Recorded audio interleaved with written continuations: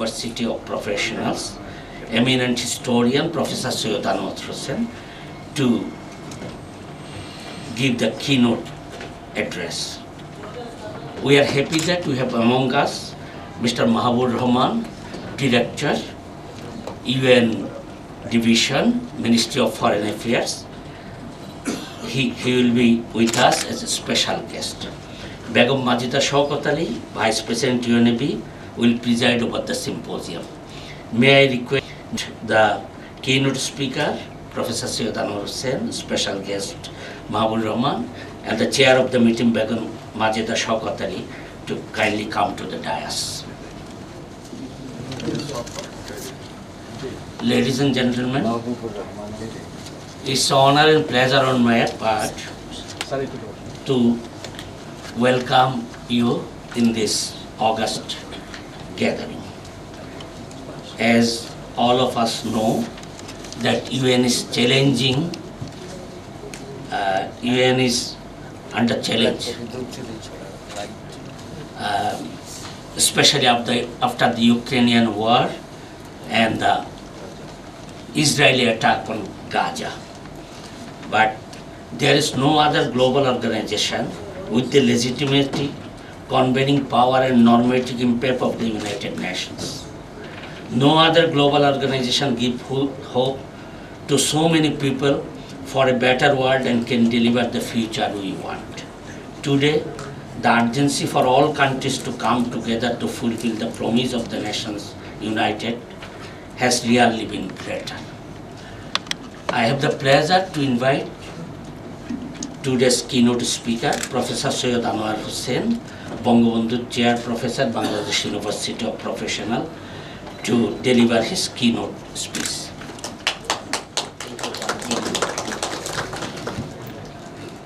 Distinguished Chair, Begum Majida Shaukat Ali, and special guest, Mr. Mahabur Rahman, Director, Bangladesh Ministry of Foreign Affairs, General Secretary of United Nations Association of Bangladesh, Professor Dr. Syed Muhammad Shahid, distinguished ladies and gentlemen. I have titled my paper as, so I'm not sure this has been, okay. Despite everything, Bangladesh believes in US. But let me begin with two apologetic notes. First, despite my every effort, there are some printing errors here, and that's because of the quality of my typist where I work. Second, many of something that I would say here would not be in print because I have added many points after the paper had been mailed to UNAB. Ladies and gentlemen, I tried to share my views on the United Nations vis-a-vis Bangladesh today. And in doing so, let me begin with the words, we believe in the United Nations. Because we as a country believe in world peace, peace of peoples and peace of nations. The event to date is the only world body aimed at ensuring peace across the world. This point has been emphasized by our distinguished General Secretary in his opening speech. We do take pride in being the lead country in contributing to UN peacekeeping forces. This role of us shows how deep is our commitment to world peace. But as we evaluate the UN, we are bound to emerge with some jarring notes. We know for certain that this peace ensuring body since its creation in 1945 has so far failed to sort out the sensitive issues threatening peace across the world. As we say this, we do not seem to be oblivious of the fact that peace begetting prospect depends mostly on intentions and stakes of the involved parties, and very rarely on the well-intentioned, the even, as it is, the role of this body is only that of an honest broker. An honest broker is honest only to the honesty extent of the involved parties. As it appears, the UN is hamstrung by the big powers' role who act with their interests and stakes uppermost in their minds, which invariably work at cross purposes with peace. This world body, however well-intentioned, is merely a pawn in the hands of the big and dominating powers. In the process, internationally, democracy becomes a casualty. Democracy is not simply rule of the majority. In tandem, it is a rule reflecting the intentions of the majority. In its doings, the even thus does not and cannot act democratically. We are bound to argue that the even needs revamping and restructuring in keeping with the democratic ethos writ large across the world. Ladies and gentlemen, now I come to the section subtitled, Why Does Bangladesh Believe in UN? The first reason we believe in the UN is our commitment to its charter. The charter writes, I quote, "We the peoples of the United Nations determined to save succeeding generations from the scourge of war, which twice in our lifetime has brought untold sorrow to our mankind, and to reaffirm faith in fundamental human rights, in the dignity and worth of the human person, in the equal rights of men and women and of nations large and small, and to establish conditions under which justice and respect for the obligations arising from treaties and other sources of international law can be maintained, and to promote social progress and better standards of life in larger freedom." Secondly, back in 1952, Bangabandhu Sheikh Mujibur Rahman, our father of the nation, while attending the Asia-Pacific Peace Conference from 2nd to 12th October 1952 at Peking, not yet Beijing, wrote, "Peace is what we want."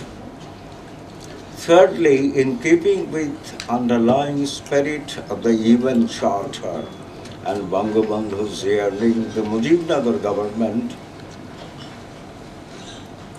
it is the first government of Bangladesh, first legitimate and constitutional government. In its proclamation of independence, earmarked three goals: equality, human dignity, and social justice. It may be mentioned that these three goals were purported to ensure human peace in Bangladesh. Fourthly, the Constitution of Bangladesh in its Article 25 says, I quote, "The state shall base its international relations on the principles of respect for national sovereignty and equality, non-interference in the internal affairs of other countries, peaceful settlement of international disputes, and respect for international law and the principles enunciated in the United Nations Charter. Unquote. This article is titled Promotion of International Peace, Security and Solidarity. Fifthly, on 23rd May 1973, the World Peace Council awarded Bangabandhu the Joliot-Curie Medal for World Peace. Bangladesh, ladies and gentlemen, is thus pledged and honor bound to pursue the path of peace and affirm its commitment to the UN Charter.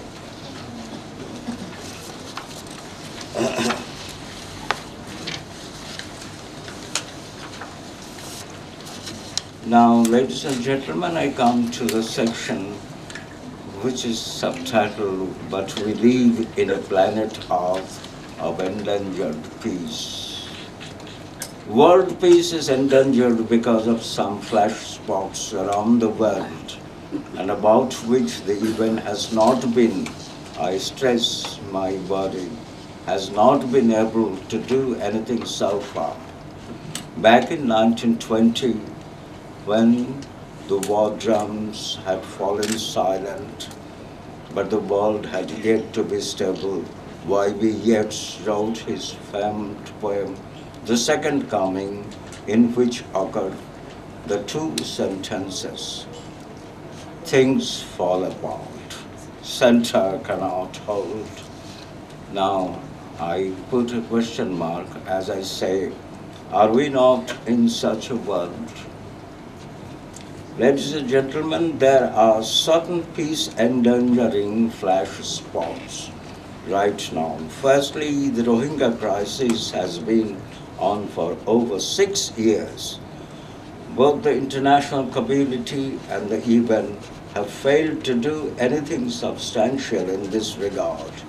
If allowed to fester, the crisis is bound to have regional and international negative spillover impact. Secondly, the Russia-Ukraine, there is a printing slip, it should be U, not EU, war has already crossed 500 days. I keep the count in my diary. The involved powers on both sides have, instead of stopping the war, whetted the warmongering of both. This war has had negative spillover effects, especially in the third world. Thirdly, there has been, in the recent past, some military muscle flexing between China and Taiwan. War is imminent, as I believe. But the UN has so far remained a silent onlooker. Fourthly, ladies and gentlemen, the recent Hamas-Israel war since October 7, initially a war between the two parties, now it is Israeli one-sided war. The country is delivering iron fist in Gaza. The Hamas has fired rockets to Israel on 25th October, the first time since 7th October. Meanwhile, Israel has been provoked to lay waste to Gaza, the land which the warring Israel has blockaded by stopping supply of water, food, fuel, and medicines. Thus, Hamas, to me, appears to be a suspect, as it provoked Israel to attack Gaza, and for collective punishment, there is an asymmetry of military might between Hamas and Israel. In the circumstances, it is real foolhardy on the part of Hamas to provoke Israel. On the contrary, they should persevere, for as Macron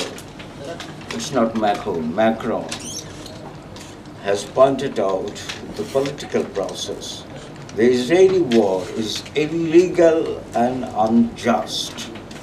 I emphasize again, the Israeli war is illegal and unjust.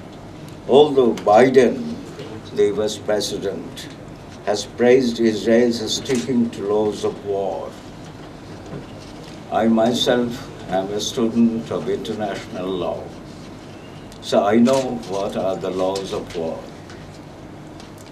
The Western powers, prompted and provoked by Biden, are making a beeline to pay solidarity visits to Tel Aviv in terms of the presence of additional, mostly US arms. Israel's war appears to be a US war. Israeli bombardment of hospitals, mosques, churches, and refugee camps has alienated world public opinion, which has been clamoring for immediate ceasefire and relief to Gaza, which is now a rubble. The public opinion includes also the Israeli students in America.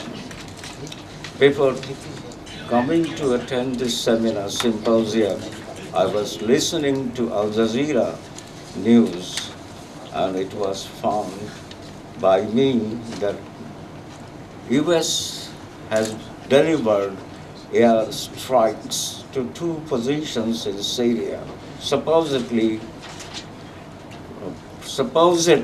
backed by the Iranian military might. This is again an illegal and unjust. America has no business whatsoever with its military might in the third world. Back in 1983, I was the visiting professor at Pennsylvania University. My faculty associate was Alvin J. Rubinstein. He organized a workshop to which I was invited, and the proceedings of the workshop came out in print. The first sentence in the preface written by Alvin J. Rubinstein is, America in the third world is unpopular because of what America does in the third world. So I'm reminded of this sentence as I listen to the news of American strike to two Syrian positions. And also, I emphasize the point that the Israeli students in America have also voiced their concern and stopped the war immediately. This is not only there is a clear divorce between the public opinion and the government opinion. This would be dangerous for future. For example, in 1971, when we were fighting for our liberation, China and America, they coalesced and shook hands in opposing our liberation war. But the Chinese public, I know it for certain because I traveled to China in 1984. The American public, I have been to many universities in America as visiting professors. So I know how the public, both in China and America, supported the liberation war. And at the end, we emerged victorious. In 1976, the US Congress appointed a committee to look into the abysmal failure of American diplomacy in the third world, in Bangladesh case especially, Rudolph and Rudolph Committee. And I have now with me the proceedings of the Rudolph and Rudolph Committee, which concluded that the American policy, as well as the Chinese policy, were concerned with world politics. They forgot simply the regional political dynamics. So in supporting and standing by Israel's war in Gaza, I think that the Western powers are committing the same crime. Okay.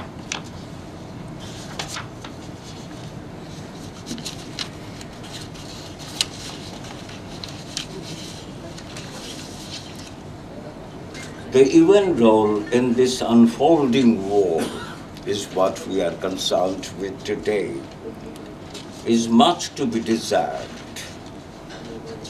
And as you have known, that failing to get something substantial in the Security Council, the UN has transferred the case to the General Assembly session debate under the article Uniting for Peace. And I have listened to the speeches of the Palestinian representative and Israeli representative. I could, because I'm also a man of psychohistory, I could see the difference between the Palestinian representative's speech and the Israeli representative's speech.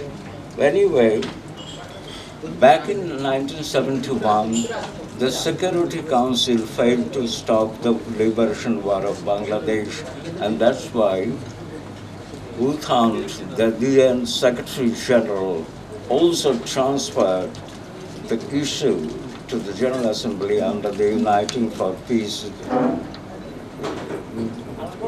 provision. But ultimately it came to nothing. On 16th of December, Pakistan occupation army surrendered and the war ended there.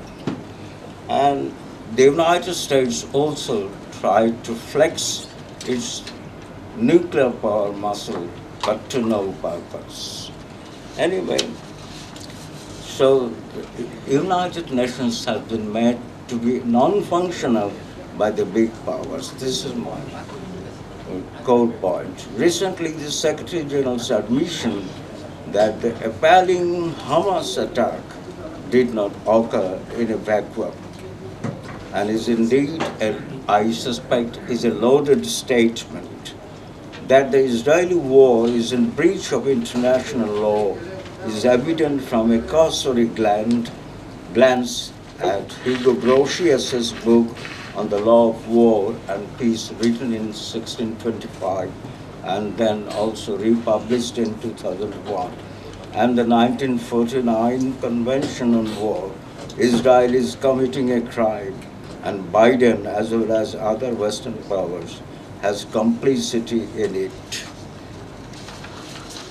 Ladies and gentlemen, there is a broad range consensus as to a possible solution to the otherwise intractable Palestine crisis, a two-state solution, and the UN has so far failed to create the Palestine state. As you say this, we should not forget that Israel is in control of 78% of the land of historic Palestine. 78%, look at the map, 78%. And also please read through the seminal book by John Quigley, The Statehood of Palestine, International Law in the Middle East, published in 2010 from the Cambridge University Press.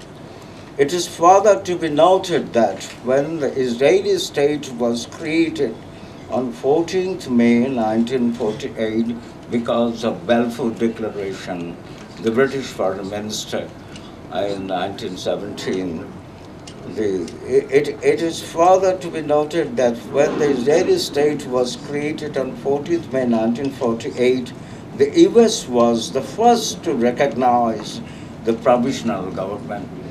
Ladies and gentlemen, as per international law, no provisional government can be recognized.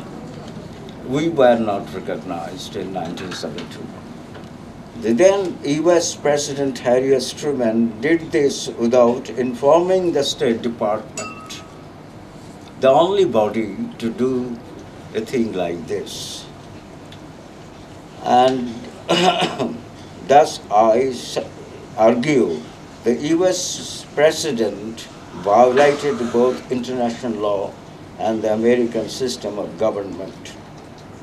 This background explains the alacrity with which Biden demonstrated solidarity for Israel. Ladies and gentlemen, the Russian role in this war may be likened to, quote unquote, doublespeak, a character in George Orwell's famous novel 1984, as she herself is an invader in Ukraine. War is abhorrent. Peace we adore. War devastates humanity. Peace builds humans. The even is for peace and preventing war from happening. We adore a peaceful world. The even is duty bound to ensure this. The stalwarts, ladies and gentlemen, of this war, Biden, Rishi Sunak, Netanyahu, are all politically in trouble. The war is a way out for them. Moreover, it should never be forgotten that Israel is an Anglo-American creation. Ladies and gentlemen, with these words, let me sum up my points here. Gaetano Salvemini, the famous Italian historian, evaluated the League of Nations, the predecessor of the United Nations, as honorable daughter of a disreputable mother. Is the UN going to share the same fate? We cannot allow this to happen. The League of Nations had the sad demise as it failed to checkmate the slide towards the Second World War. Thanks to the UN that we are yet to witness the third Armageddon. But one thing is certain, we the third world nations need a democratically restructured and revamped UN. Thank you very much indeed.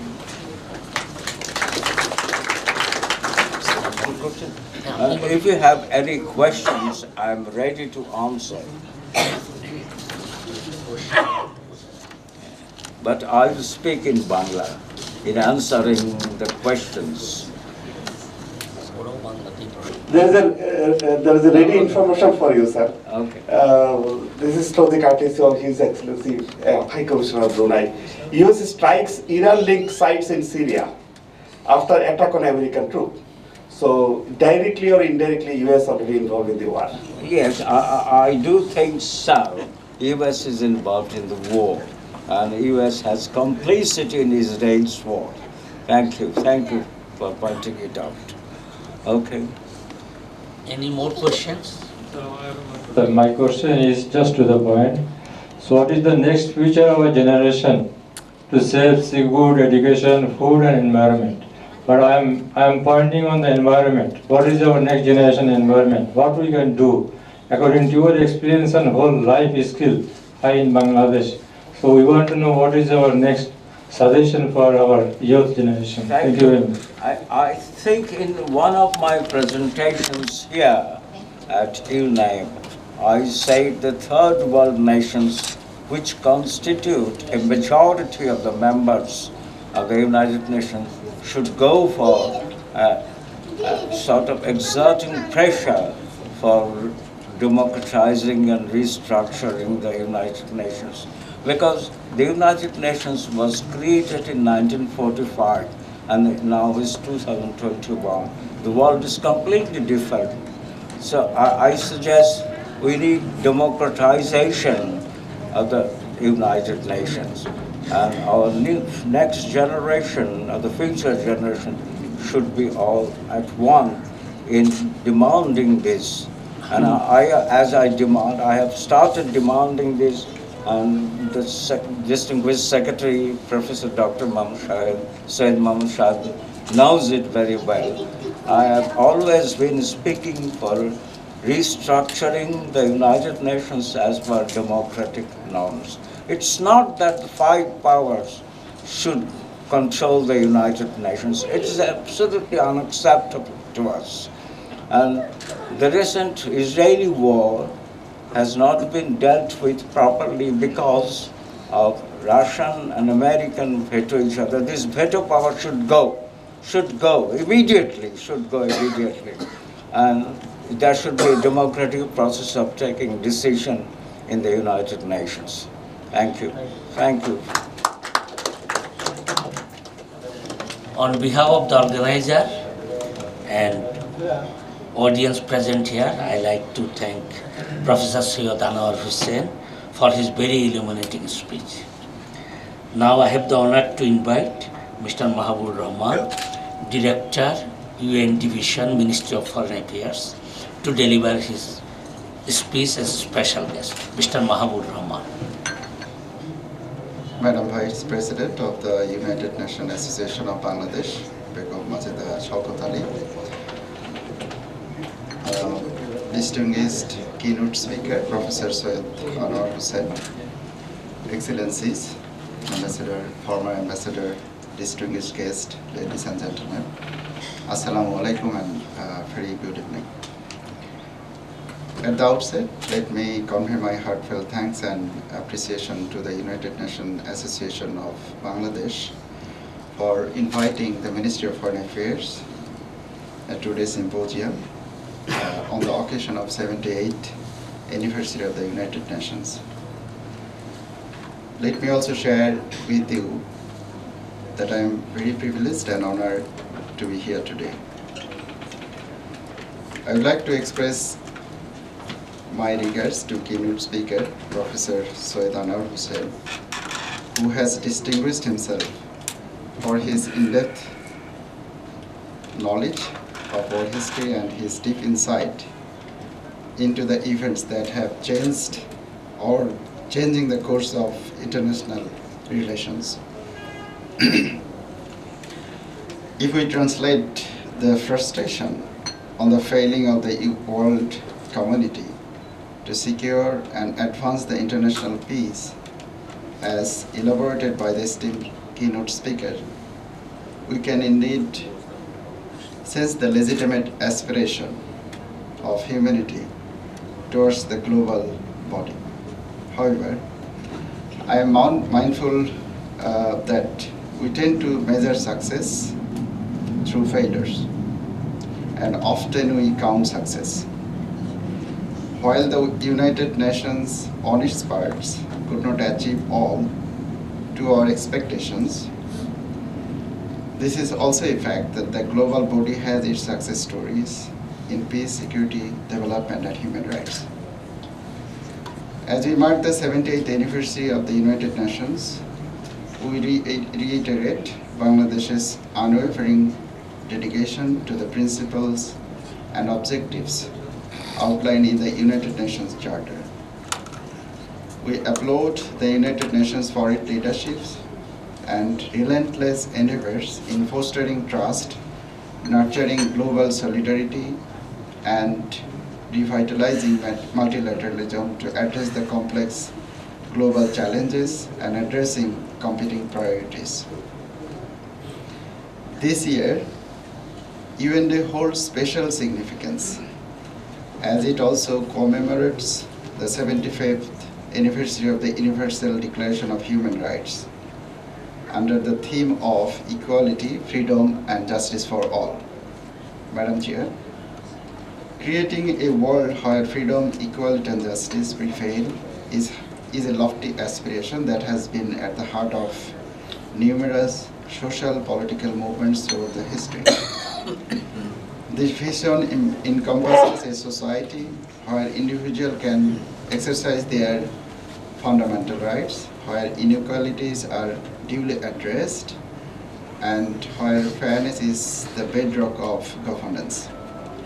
To bring this world into existence, several key principles and actions are essentials. Global cooperation is imperative to materialize the aspiration of the international community. There should be a holistic approach to address the most pressing challenges like climate change, inequalities, and promotion of human rights in an objective manner as an honest broker, as our esteemed keynote speaker has rightly mentioned. A shared commitment to these values and a willingness to confront challenges head-on will be instrumental in achieving for a world where freedom, equality, and justice will prevail.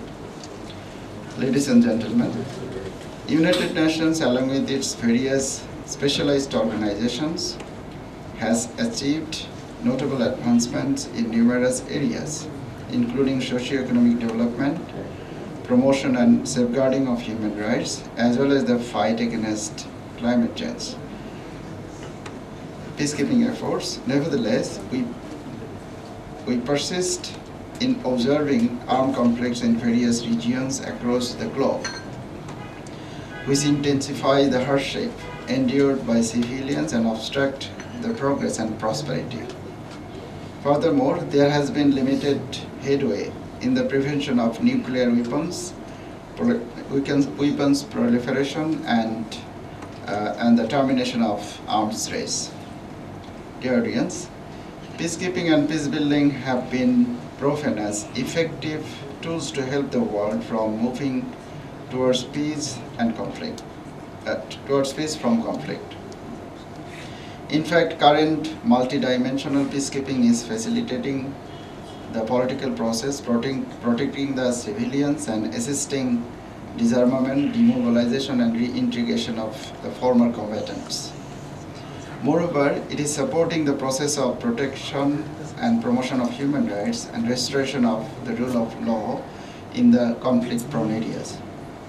Bangladesh's commitment to international peace and security is inspired by our nation's heroic struggle for independence. And our esteemed keynote speaker has elaborated the background and genesis for Bangladesh's strong commitment to the principles and objective enshrined in the United Nations Charter.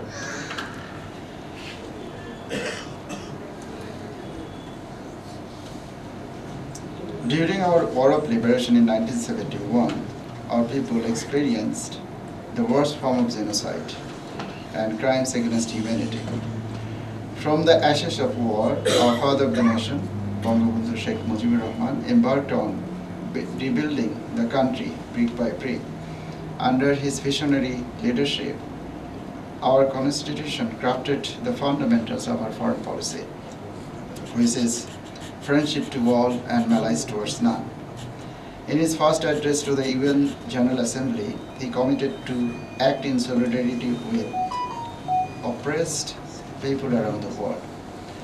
Ladies and gentlemen, Bangladesh is committed to resolving international conflicts through peaceful means, while upholding principles such as respecting territorial integrity, refraining from interference in the internal affairs of other nations.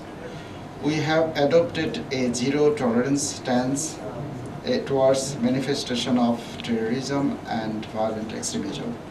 Notably, we have offered temporary refugee to more than 1 million Myanmar nationals who were forcibly displaced due to the atrocities in Myanmar, thereby playing a role in promoting peace and stability in our region.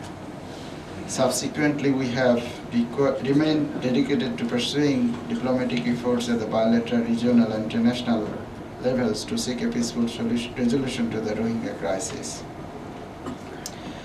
Rohingya crisis marked its 6th year. On humanitarian grounds, as mentioned, and for the sake of peace and regional stability, Bangladesh has been providing temporary shelters and humanitarian assistance to the Rohingya people, taking shelter in Bangladesh. Bangladesh has also been making her peaceful efforts both bilaterally and multilaterally. The UN Security Council resolution adopted last year highlights the concern and also collective commitment of the international community to resolve the Rohingya crisis.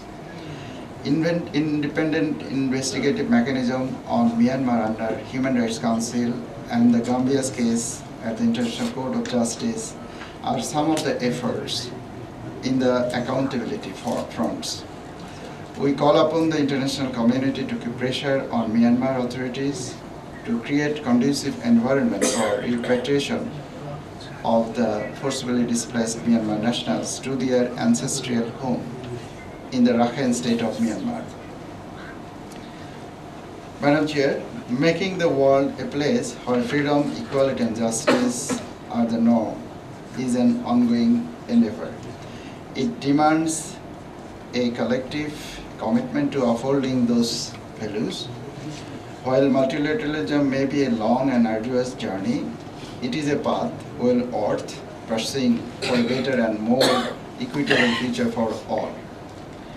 We believe, and still the United Nations remains the center of the hope of the people to establish a peaceful world where there will be equality, freedom and justice for all.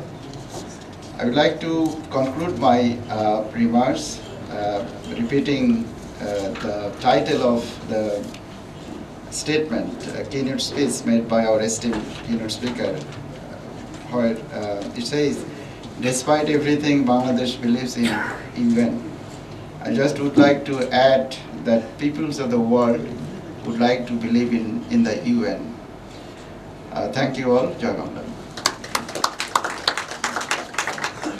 Of the United Nations start with the sentence, "with the peoples of the United Nations." And I believe that United Nations and the members of the civil society. So before we move to the statement by the chair, I am informed that our বিশেষ অতিথি আমাদের বাংলাদেশ পররাষ্ট্র মন্ত্রণালয়ের পরিচালক মহোদয়, আমার স্নেহভাজন ছাত্র, Bangladesh foreign affairs স্টাডিজের সময়কার কথা বলেছে এবং শেষে যা বলেছে সারা পৃথিবীর সাধারণ মানুষের আকাঙ্ক্ষাই হচ্ছে, এটা থাকা উচিত ছিল আমার প্রবন্ধে, আমি পরে যোগ করব। আর একটি কথা হচ্ছে যে আমি যা বলেছি প্রবন্ধে তা বিশ্বাস করি বলেই বলেছি, তবে বাংলাদেশের রাজনীতি দেখে আমি একটু হতাশ হলাম। এই সারা বিশ্ব কিন্তু তোলপাড় হয়ে যাচ্ছে ফিলিস্তিনি যুদ্ধ নিয়ে, কিন্তু বিএনপি জামাত আজও পর্যন্ত কিছু বলেনি। কেন বলেনি? এই প্রশ্নের উত্তর আমি দিতে পারবো না, আপনাদের কাছে রাখছি। আমি প্রশ্নের উত্তর চাই, তবে এটা রাজনীতি নয়, রাজনীতির সঙ্গে পররাষ্ট্রনীতি, কূটনীতি সব কিছুই জড়িয়ে আছে। বঙ্গবন্ধু যখন 1952-তে, তখন তার বয়স কত? 32 বছরের যুবক। তিনি লিখছেন, আমরা শান্তি চাই, যে কেউ শান্তির কথা বলবে তাদের সঙ্গে আমরা আছি। সেই দেশে বিএনপি জামাত শান্তির কথা বলবে না কেন? ধন্যবাদ। প্রফেসর আনোয়ার হোসেনকে ধন্যবাদ জানাচ্ছি এবং আমন্ত্রণ জানাচ্ছি আমাদের আজকের এই অনুষ্ঠানের চেয়ার বেগম মাজেদা শওকতাকে সভাপতির ভাষণ দেওয়ার জন্য। আজকে সবার কিনোট স্পিকার আমার শ্রদ্ধেয় আনোয়ার সাহেব এবং বিশেষ অতিথি জাতিসংঘ সমিতির জেনারেল সেক্রেটারি সৈয়দ মোহাম্মদ সাহেব, জাতিসংঘ সমিতির সদস্যবৃন্দ, অতিথিবৃন্দ, সকলকে আমার সালাম, আসসালামু আলাইকুম। আমি এখানে দাঁড়িয়ে সর্বপ্রথম জাতির জনক বঙ্গবন্ধু শেখ মুজিবের প্রতি আমার শ্রদ্ধা নিবেদন করে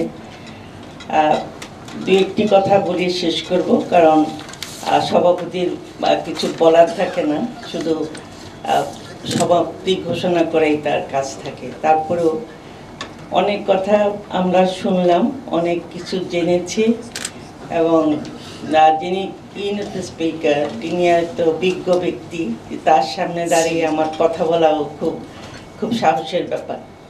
তারপরেও জাতিসংঘের ব্যাপারে অনেক কথা আসছে, অনেক মানে আমরা জানি যে কখন এই জাতিসংঘ গঠিত হয়েছিল, কি কারণে, কতটি দেশ নিয়ে বা কিছু, সব কিছুই আমরা অনেকেই আমরা এখানে যারা বসা আছি সবাই বিজ্ঞ, সবাই আমরা জানি যে আমরা, কিন্তু তারপরেও আমরা কি বলবো যে সবার জন্য সমতা, স্বাধীনতা এবং ন্যায় বিচার হোক আমাদের আজকের প্রতিপাদ্য বিষয়। এই নিয়ে আমাদের আলোচনা হওয়া উচিত। কিছুক্ষণ আগে আমাদের কিনোট স্পিকার যে কথাটি বলে গেলেন যে বিশ্ব আর বিভিন্নভাবে যুদ্ধে জড়িত বাংলাদেশের যে ঘটনাটাগুলি আমরা দেখছি, কেন তারা এখন পর্যন্ত একটা গোষ্ঠী কেন সেটার ব্যাপারে কেন প্রতিবাদ জানাচ্ছে না? কারণ তারা কথায় মানবতার কথা বলেন, তারা কি ৭১ সালে আমাদের মানবতা দেখিয়েছিলেন? আমাদের সামনে একটা ছোট্ট ঘটনা বলে আমি শেষ করছি। বঙ্গবন্ধুকে হত্যা করা হলো 15ই আগস্ট। আমাদেরকে কিছু কিছু রাষ্ট্র স্বীকৃতি দিয়েছিল। একটা সিনেমা হয়েছে বঙ্গবন্ধুর উপরে। বঙ্গবন্ধুর খুব কাছ থেকে দেখা একজন মানুষ, আমি খুব স্নেহ পেয়েছি তার কাছ থেকে। আমি 15ই আগস্ট তার হত্যার ঘটনাটা শুনেছি। আমি হত্যার পরে তার কাছে, তার পরিবারের পাশে সব সময় থাকার চেষ্টা করেছি আমরা, আমার স্বামী কর্নেল শওকতের সহ।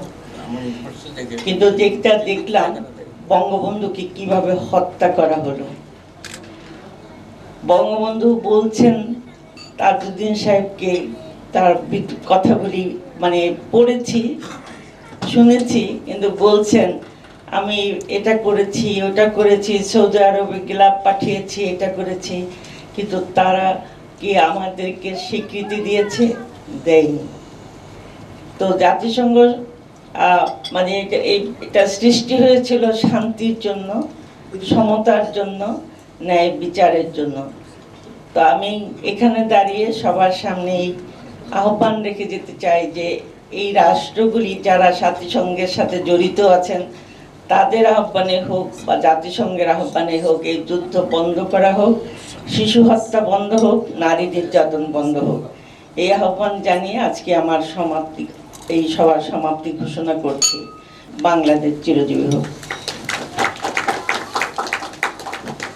Ladies and gentlemen, before we formally conclude, I like to thank the keynote speaker, the special guest of this occasion, and a special thanks to the guests present here, especially the member of the diplomatic corps and the members of the media.